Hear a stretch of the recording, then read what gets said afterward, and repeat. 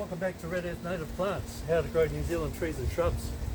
I finally got around to finish the clean up on this little nursery space, and now I'm looking for something else to do. So I thought I'd go to another shade house and clean that up.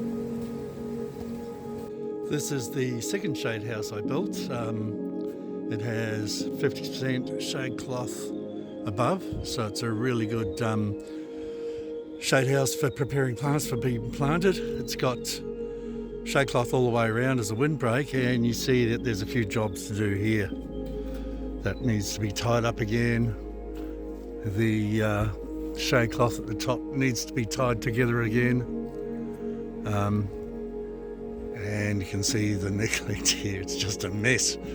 So I've got to scrape all this stuff out, clean it up, get the irrigation sorted.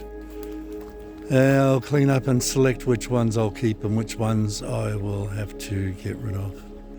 And I've started cleaning up from this end, and yeah, I'll see how it looks when I've finished, eh?